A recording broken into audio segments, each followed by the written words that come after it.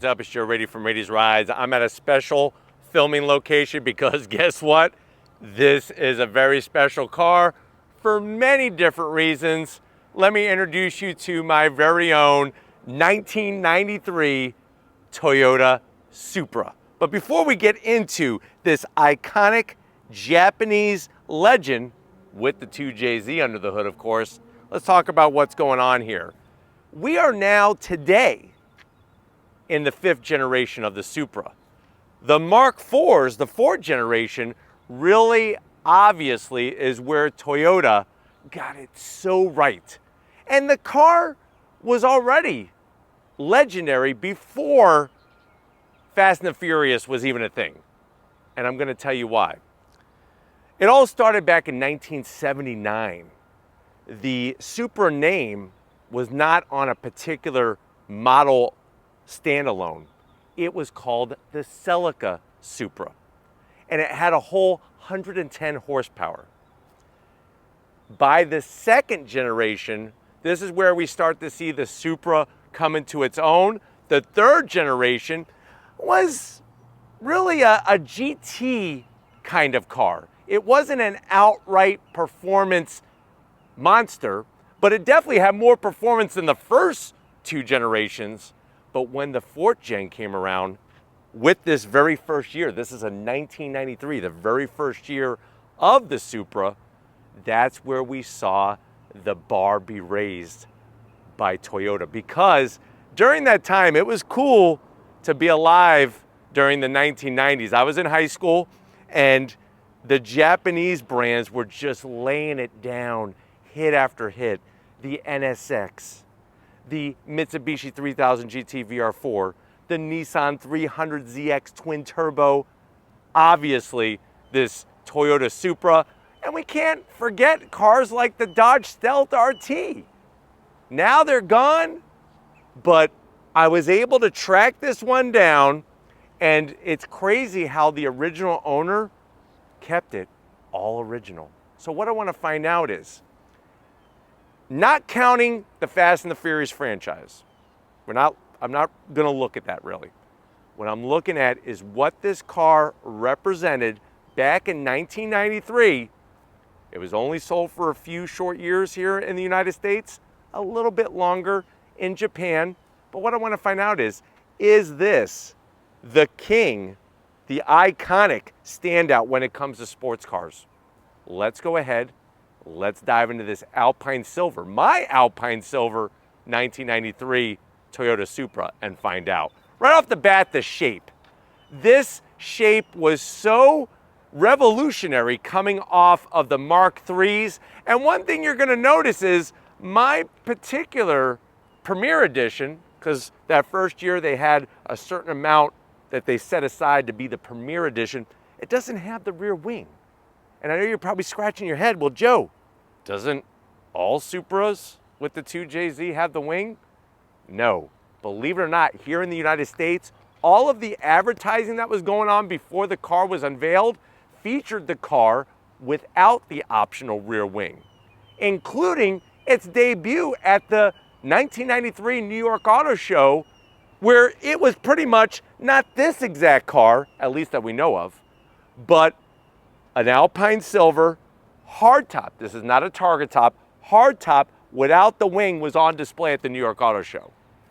Just wanted to point those out so that when you're at a Cars and Coffee event, don't think that because there's not a rear wing on the back, that means it's not a twin turbo 2JZ equipped Supra. That's one thing I wanted to point out. Now, as we dive in, I love, compared to the competition at the time, the Nissan 300ZX, so on and so forth, the front end design. Everything in the 90s was becoming more rounded, but Toyota really, I think, hit the nail on the head. You have a roundish, largish headlight housing.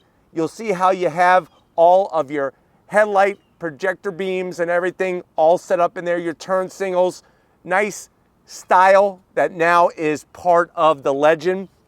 Working your way down, you got full functionality. So we actually have functional, ginormous corner air intakes. On the 93s to about 96, this is where the turn signal is mounted in this lower area. And I like the way on the earlier ones, how it's sunken into the opening. As you look later, and they refresh the front fascia, especially by the end of the line, 97, 98, this is actually mounted kind of flush on the body. I kind of like this style in particular myself. Now, another thing I want to point out, this car is basically all original. Yes, it's had a couple things refurbished, but when you look at the outside, underneath the hood, and inside, we're looking at an original car that has about 75,000 miles on it. So this isn't like one that's been parked in a garage that was never driven. 75,000 miles and looking sharp. You can see one of the reasons why I gravitated towards this one in particular that I bought is you don't have that fogginess on the headlights. Jeff, the guy who took this car and cleaned up some of the rough edges, did a great job on the headlight housings. And then as we come across that low slung nose, there is the Toyota badge at the time. Standard size, we didn't have these big, gigantic badges on cars. It did have a front mounted license plate because the original owner lived in California. I went ahead and took that off. I still have it because it is the original factory front license plate holder. But I went ahead and bought a couple plugs just to fill it in. Like I said, this isn't a cream puff. It's all about originality. And there's that old saying, they're only original once. Now you'll notice in the center area, full opening, bring in air for the intercoolers, for the radiator, all the heat exchangers, and then you do have that air dam that runs along the bottom portion. Now what's interesting is that this car was revolutionary in the sense that at the time, it used some methods, some materials to lighten the weight. So we have an aluminum hood, aluminum roof, you have aluminum bumper brackets, and things like hollowed out sway bars. That, in the 90s, was crazy. And don't worry, I'm gonna be doing a separate video explaining why exactly I bought this Mk4 Supra and what the hell was going on back then in the 90s with the Japanese cars. Very revolutionary. Now, as we rise up, like I said, you have that aluminum hood, light as a feather. It's got some creases on the side. Other than that, very aerodynamic friendly. You'll notice the two bumps. I do have to zonk those silver bumps. Those are the sprayers for the windshield wiper fluid. I wish they would have hid those underneath, but listen, 1993 was a different time. I definitely was looking a little different back in 1993. Now, when I come around the bend, talk about originality, we have the original wheels, unfinished. Jeff did not, the guy that I bought this from, did not want to get these powder coated because it's very hard to mimic the original metallic finish of the 17-inch wheels. And this is another way when you're at a Cars and Coffee event to tell the difference between the naturally aspirated straight six and the 2JZ twin turbo straight six is that you get 17-inch wheels on this car because it's a turbo. The others get 16-inch wheels. I like the way it's got the center cap, the original center cap, covering up the lug nuts. And what Jeff went ahead and did is put some good tires on here. Some Michelin Pilot Sport. Yes, they're all season, but this isn't a race car. This isn't something that is going to go 200 miles an hour. I'm not taking it to a track day, so these are going to do just fine. The biggest part is, first of all, I don't want the original tires because they would probably be dry rotted by now and worn out. The biggest part, though, is if you notice, he's got the correct sizes. So up front, 235 on the width, 45 series sidewall, and then you'll notice the calipers for the time period with the Supra name looking really good. Of course, the car had its own special tuned suspension. And don't forget, this is original paint. So this is paint that goes back to 1993. So it's gonna have its blemishes, but like I said, it's a survivor. These cars, so many of them have been hacked up, molested, mistreated, left in the woods to die. Not this one. Coming down the side, original windshield. That's another tough one to find. Color matched on the mirror caps. It even has the factory, I'm gonna have Steven kind of swing around and show it's got the factory mud guards. Those are actually hard to find, still on the car. Now, If you saw the Fast and the Furious movie, you would know that when Paul Walker chased after Vin Diesel to help everybody and to help Dom Toretto and all that kind of stuff, he was in a Supra that had a targa top, because remember when he took it and he made the targa top come off? This is a very rare hard top. So you do the research, it's difficult to find a car that's Alpine silver with the hard top and without the rear wing.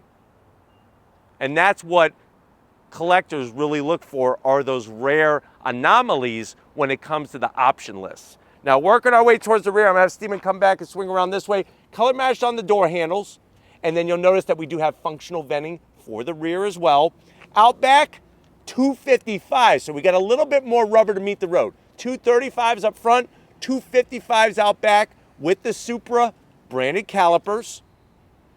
And then my favorite part is when we swing around. I love the rear end on these Mk4 Supras. It's interesting because without the wing here, without the basket handle, you could see just how much the rear hatch had a kick up of its own. You have a rear mounted wiper, still works. Everything still works on this car. And then I love the way they did the taillights. This was the style back then. They have the clear out lens and then they have the individual lights. You'll notice third brake light molded in. Third brake light's been around since '86. And I even like the way they put the lock for the hatch inside the housing. Very nice touches to clean up the back. And then as we work our way down, you're only gonna have that single stainless steel exhaust outlet. That is the stock exhaust. Talk about a diamond in the rough. How many Supras do you see have the big Folgers cans hanging off the back? At least one Folgers can hanging out the back, making all sorts of noise.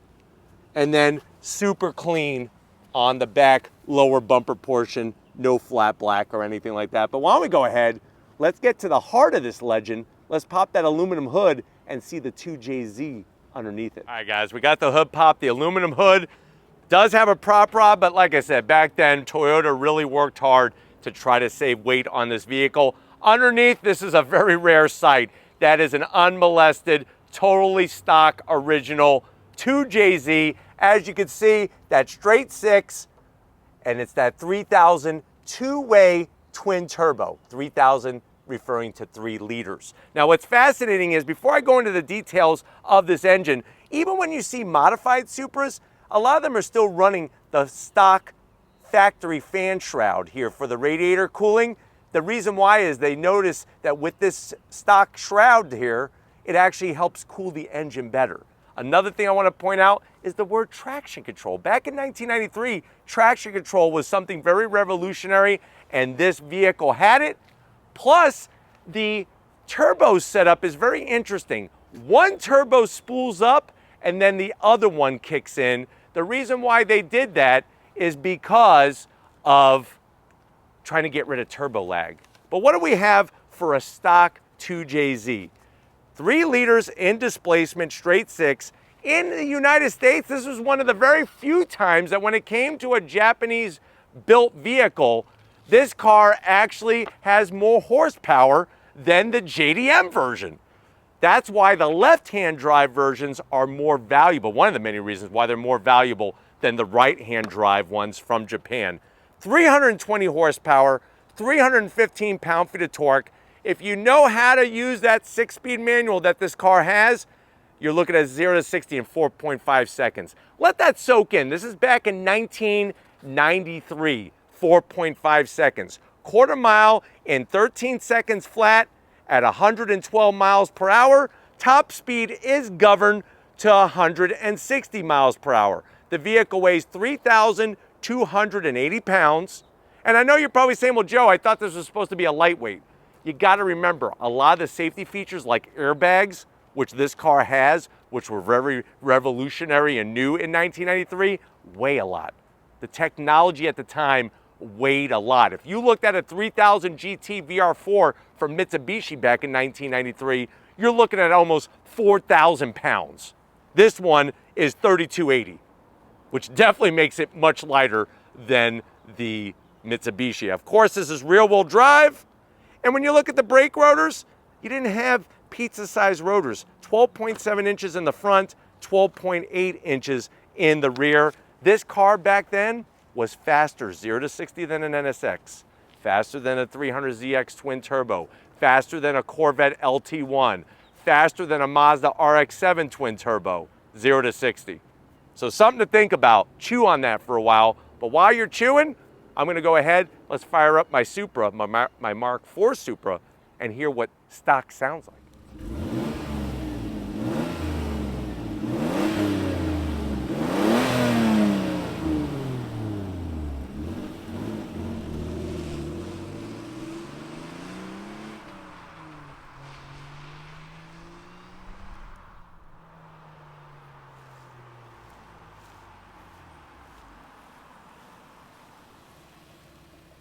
All right, guys, we are inside this 1993 Toyota Supra Turbo, the Premier Edition. Another thing to remember is on the rear hatch area, in the early few years, it didn't say turbo on the back. That didn't come until after the refresh. So something to remember, just because you don't see turbo on the back of a Supra doesn't mean that it doesn't have the legendary 2JZ. Now, first of all, I just want to thank all of you, because none of this, I wouldn't be sitting in this car or any of the cars that I'm able to own and bring to you here on 90's Rides because of your support. So thank you very, very much from the bottom of my heart, and of course from Lori and Steven as well. I know you're saying to yourself, well, Joe, how much did this cost back in 1993? And you definitely want to stay tuned for when I do some of my driving vlog videos where I'm going to talk about some of the things I did back in 1993, like when the issue of Car and Driver came out with this car in it, and how I used to sneak in my classes and read the article about this car and not get caught, or at least try not getting caught. But we'll talk about that in other drive videos, so stay tuned for that. But back in 1993, this car, the way it was optioned, had an MSRP of $44,000. Let that sink in. That's 1993. The Japanese cars were very, very pricey. You could get a Corvette LT1 back then, a 93 Corvette with the LT1, I would say probably for about $32,000, $33,000. So you're looking at almost pretty much a $10,000 difference. But let's see what 93 was all about for the Supra. To the door panels. Simplicity. No door pockets. No gloss black all over the place. You just have your door panel. You have some stitching there. I love where they have the door handle to open up the door where it's located there. And then you have your speaker. And that's it. Going from the door panel to the dash, this was one of the very first cars to have an airbag for the passenger. And you'll see just how much room there is for the passenger. All they have is the glove box and the 2 AC vents and an airbag. Everything else in this car is for the driver. And I really, really love that about the interior. Now you'll notice you still got the digital clock, still telling the accurate time. Also, I love the way with the AC, which works totally like brand new, nice and cold. You got that little lightsaber that every time you adjust the blower fan speed, it moves. Too bad the temperature gauge isn't like that. You kind of have to be a little, it's kind of like a guessing game of what the temperature actually is going to be. Of course, you have your place at 12 volt, or where we used to keep the cigarette lighter, original stereo with your CD player. And then, of course, you have your 6-speed manual transmission. Crisp engagement, not the shortest throws, but very, very crisp on the engagement. The only other thing you'll notice is that you have a button for the traction control to shut it off. That's it. That's all you got in this rear-wheel drive sports car. Good old-fashioned mechanical e-brake. There's your Premier Edition Supra badge. That's an ashtray, or what I like to say, a Tic Tac holder. And then you do have a place for storage, but it's just for me. To tell you what I'm seeing, you have enough room for about 7 Twinkies in here. But you're not eating in my Supra. You're not drinking. You're not eating. You're definitely not smoking in my Supra. So get the hell out of here. The seats have been recovered in leather, just like the originals. That's why they look so good. But it's nice to have that same original feel. Manual adjustments for the passenger. I have some electric adjustment for the driver. And then you do have, let's see if I could move this out of the way for Steven and it doesn't hit me in the head. You do have rear seats, which are very, very small, very, very tight. You're not gonna wanna sit there. But why don't you come over here to where you wanna be? This is the business side where the big boys and girls sit and row through the gears. So come on over, let me show you behind the wheel of this 93 Supra. All right guys, business time behind the wheel. You notice that you have a pretty high sill that you have to get over and into. Pedal box is also very tight. Not a lot of room in that pedal box, but we have the triple pedal action. And then you'll notice that the seat controls, I have a little bit of electric and the rest are manual. You see the carpet? Original carpet. And what's cool about this is that they actually hollowed out the threads in the carpet to save weight in this car. That's what Toyota was doing. Much different than it is today. I'm 6 feet tall. The way they curve the interior of the vehicle gives you a lot of room. The one big major zonk for me, the biggest zonk, is this, the steering wheel. It's the same wheel that's in a 93 Camry. Toyota did this thing where they use the same wheels for all their vehicles. So it's a Toyota Camry wheel, not the sexiest because this is what airbags look like back in 1993. You do have a handle here, a lever. This is only for tilting. The steering wheel does not have any kind of telescoping features to it. And then you have your dash. I love that tach, smack dab in the center, analog speedometer, fuel gauge, coolant gauge. The one thing I would like to see, where the hell's my oil pressure? Where the hell's my oil temperature? This car, being a sports car, should have those extra gauges. But you know what? I want to show you the cargo area or the trunk because I think it may surprise you, and then we're going to go on throttle and go for a spin in my 93 Supra. All right guys, time to get into the rear hatch area. It's interesting because a lot of the Japanese cars literally had these hatchback, liftback style rears. Whether it's the RX-7, whether it's the 300ZX twin turbo, whether it's the 3000 GT VR4 or this Supra, I do have, like I showed you inside, the original key.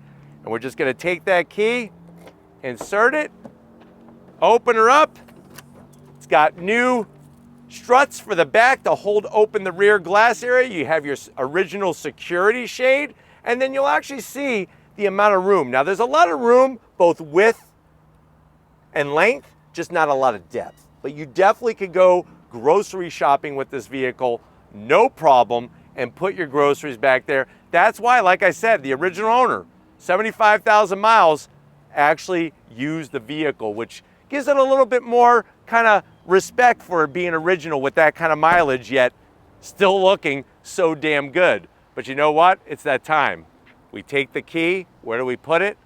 No, not where the sun doesn't shine. We put it in the ignition, fire this thing up, and let's go for a little on-throttle spin in my 93 Supra. All right, guys, here we are inside my 1993.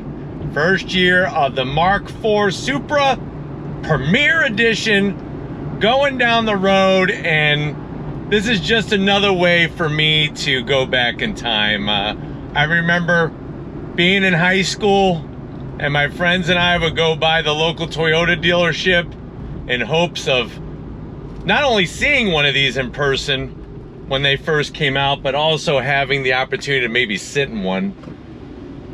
And we did.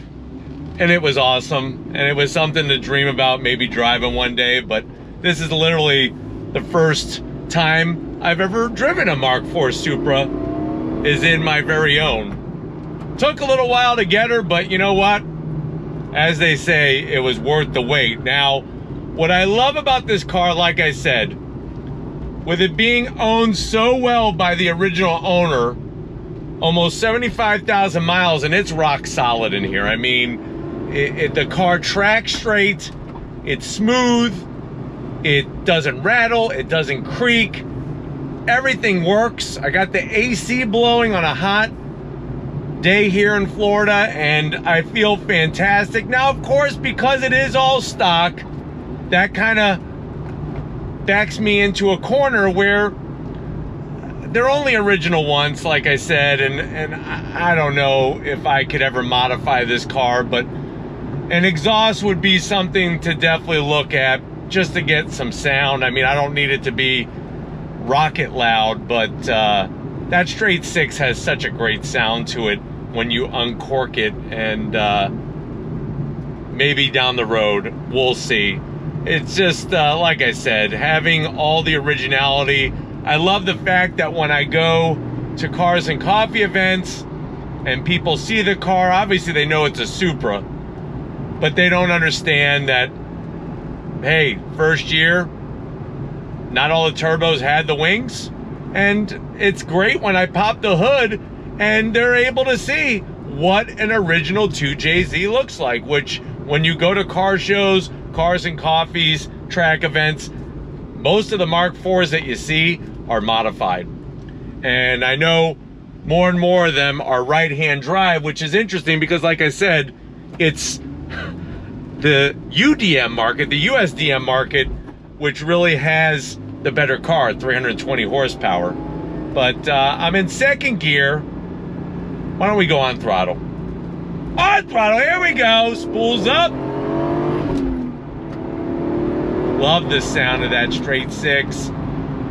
It's real sound. It may not be a lot of sound, but it's real sound. And the best part is you really hear the turbo spool up. So remember, this is a turbocharged, twin turbocharged engine, but one turbo comes on, then the second one kicks in, and you can actually pick that up if you're listening for the sound of the two turbos. But just so smooth. Seats, they're comfy, but they have like zero bolstering. I feel like if I take a corner at any kind of speed, I'm just gonna slide out. There's really not much bolstering to it. Having the tach large smack dab in the center is where it's at for me. That's the most important piece of the puzzle. But like I said, I think the zonk is having zero extra information gauges besides coolant. I would like oil pressure and I would like oil temperature. Even a voltmeter would be nice. But the one great thing about these engines is that they are bulletproof. I mean, you know, and I know there are many people making easily over 1,000 horsepower and still running stock blocks. Like my pappy used to say, they just don't make them like they used to. I mean, hell, look at the new Mark V Supra. It's not even made by Toyota, but I'm not stirring that pot. I like the new Supra. I would own one if that was in the cards for me, but it's not. This was more the way that I wanted to go. But the GetTrack 6-speed shifts so smooth. The throws are a little long, but the actual engagement of each gear, it's got a nice crisp click to it. Clutch, not heavy at all, but also not light. It is a nice balanced feeling to the clutch. Steering wheel is atrocious. I mean, like I said, it's a Toyota Camry steering wheel. It actually feels good to hold on to, but looks-wise, I'd rather look at something else. And then, of course, seeing that kick up in the rear view mirror on the hatch. Yeah, I don't have the big wing, but like I said, that's another aspect that it tells the story of the Supra here in the United States. And you know what? I kind of stand out because I'm not the one with the big wing, where most of them that you see at cars and coffee events are the ones with the big wings. But steering is got a nice feel to it. Obviously, hydraulic steering gives you great feedback. We got that limited slip diff getting to the power to the rear wheels. And like I said, back in the day, with the way that this car accelerates faster than an NSX, faster than an LT1 Corvette, faster than a 3000 GT VR4, Mazda RX-7 twin turbo, the FD, and the 300ZX. This was one of the quickest cars of its time, especially 0 to 60. But like I said, I really, this is one of those cars where I really feel like a caretaker.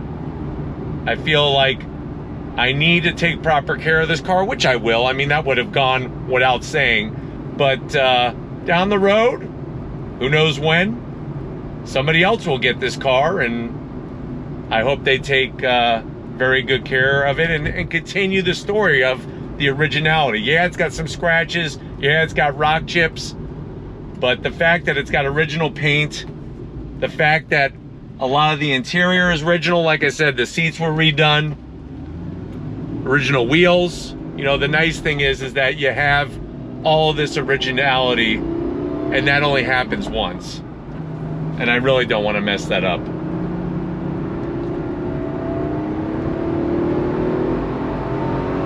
That sound, the sound is where it gets you, especially as you get close to that 6,800 RPM red line. And of course, I will do another driving vlog to really tell the story about what led me to buy this Supra. But I really think that back in '93, I mean, they really were onto something. It was a cool time to be a car person back then, because the Japanese were just, they were bringing it, and they were bringing it big time. But having the instrumentation, everything driver focused, nothing really for the passenger over there. But as you can see, it handles so smooth. I'm not gonna rip up the twisty bits in this thing. It just, I do want to enjoy it, but I don't want to push it too hard. She's had a great life, and I want to continue to just keep her well tuned, keep her well lubricated and oiled and everything else, and be able to enjoy her, but not go freaking crazy. I really don't. Like I said, this is a rare car, and I'm very proud to be able to share it with everybody. And obviously I can't do it without all of you. So once again, as always, thank you for your support. I mean, none of this would be possible if it wasn't for you guys. But I'm telling you right now, this thing, the gearbox, this is what it's all about. It's actually, I actually like the gearbox better in this than I do the new Mk4 Supra. It doesn't feel rubbery like the Mk4 Supra, because the Mk4 Supra, remember, it's a BMW gearbox. Yeah, it's been specially, you know, tuned with the gearing for the new Supra, but I don't know, there's just something very tactile, very mechanical that feels really good about this 6-speed in here. But visibility is great. Back seats, I wouldn't put my worst enemy back there. But let's go on throttle again. One more time, as they say, right? On throttle, here we go. Yeah! Nice. It rides, drives, does everything so well. Brakes feel great. I mean,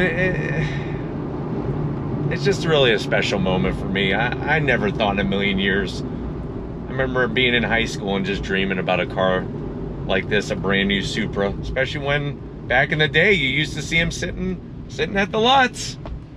And it wasn't like they would be like, don't touch the car, that's gonna be a collectible one day. No. They were like, hey, sit in the damn thing. Whatever you want to do. That's what was great about growing up in the 80s and 90s. I mean, car collecting and car values weren't nearly what it was all about today. And like everything, you know, it's like they try to keep a wall between you and the car when it's brand new at the dealership. And I get it, they don't want anybody to scratch something up or rip something up. But back then, man, they let kids dream, and that's what keeps the car passion going. But like I said, the turbocharged setup in here, very unique. And this thing with the hard top, rock solid. That's one of the things with the Targa, you're gonna get a little bit more flex, especially when you take the top off, of course. And then you're gonna get more wind noise because they're not airtight. Hopefully it's watertight, but you're gonna get more wind noise around your head, and with this you don't get it. But I'm hoping that this has been a good overall review of my newly acquired 1993 Toyota Supra twin turbo. We're gonna get back to where it all started and wrap this one up. So I will see you in a split second. All right, guys, been another great day. Obviously, the people I have to thank are you for supporting Rady's Rides, watching the reviews, and allow me to live out my dreams to not only be able to get behind the wheel of a lot of amazing cars, but also be able to share some of the ones that I purchase for myself to be able to bring to you. Trust me, me being a junior back in high school, I would have never thought that I would have a 93 Supra, even though I wanted one back then very, very, very, very badly. But let me know what you think. Is the Supra, compared to the other JDM legends, the iconic Japanese cars from the 90s, is this the king of those 90s sports cars? Let me know down in that comment section. But if you're new to the channel, you're on your way out, hit that subscribe button. I promise you it's worthwhile. I'll come back for more. If you are a subscriber, thank you for being part of the Rady's Rides family. Of course, we need to give it up, Stephen Flood, the Flood man. He's loving this Supra. I had to actually get him a towel to wipe some of the drool off of his mouth. Thank you, Stephen, for all that you do and your hard work. And just like always, guys, I'll see you on the next ride.